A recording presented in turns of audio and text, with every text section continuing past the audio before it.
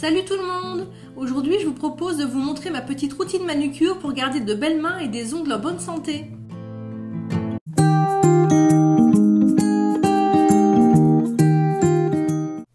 Pour raccourcir vos ongles, je vous déconseille fortement le coupe-ongle qui va faire des chocs dans votre ongle et les fragiliser. Privilégiez la lime beaucoup plus douce. Il en existe plusieurs, celle en verre est excellente pour les ongles mous et fragiles parce qu'elle est vraiment très douce. Mais moi j'aime bien utiliser une lime émery comme celle-ci avec un grain très fin, 180 c'est très bien. Comme vous pouvez le voir, je lime mes ongles quand ils sont encore vernis, ça me permet de bien voir la forme que je vais leur donner sans me focaliser sur le blanc de l'ongle qui a rarement la même taille sur tous les ongles. Quand vous limez, évitez au maximum les allers-retours qui ont tendance à dédoubler les ongles, bien que les risques soient limités si vous limez avec le vernis comme ici. C'est le moment de retirer votre vernis. Bon bah moi comme c'est un semi-permanent, je me fais des petites poupées. N'ayez pas peur de l'aspect un peu bizarre de mes ongles, ils sont naturellement très striés et il reste toujours des résidus de semis qui donnent cet aspect blanchâtre, mais vous verrez qu'après tous les soins que je vais leur faire, ils seront comme neufs. J'applique mon émollient sur les cuticules pour les ramollir, j'utilise moi le Blue Cross qui est vraiment très efficace. Comme je l'achète en très gros bidon, je l'ai transféré dans un flacon vide de vernis pour que ce soit plus pratique. Et avec mon pouce cuticule, je vais venir faire tout le tour de l'ongle. Il faut bien le tenir relativement à plat comme je vous montre sur l'image pour pas se blesser. Si vous n'avez pas de repousse cuticule, vous pouvez tout à fait utiliser un petit bâton de buis comme celui-ci. Et on fait exactement la même chose, il faut juste faire attention à ne pas utiliser la pointe du bâton, sinon vous risquez de vous blesser. Il faut bien le prendre sur le côté. Ensuite, avec le même bâton, je gratte toutes les petites peaux qui s'accrochent à l'ongle. Bon là, effectivement, j'en ai pas beaucoup parce que moi, je le fais assez souvent.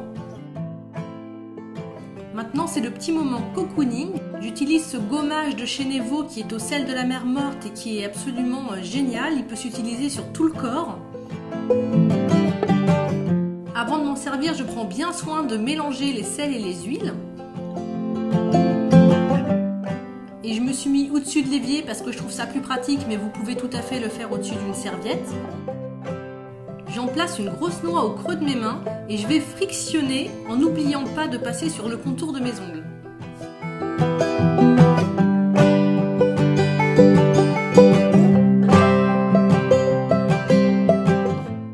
Puis je rince à l'eau tiède, mais surtout sans savon, sinon ça va gâcher tous les bienfaits des huiles hydratantes du gommage. Ensuite, avec un petit coton imbibé d'alcool à 70, je vais retirer le grain qui s'est déposé sur les ongles pour que le soin pénètre bien. Pour prendre soin de mes ongles, en ce moment, j'utilise le Nail Balsam de chez Trind. Il s'agit d'un produit hydratant qui va renforcer les ongles fragiles. Comme il est à base d'eau et non gras, il peut tout à fait s'utiliser avant une pose de vernis. Je le pose généreusement sur tout l'ongle et on n'hésite pas à dépasser sur les cuticules. J'en mets sur tous mes ongles. Il faut le laisser poser quelques secondes et ensuite on vient faire pénétrer tout l'excédent en faisant des petits massages.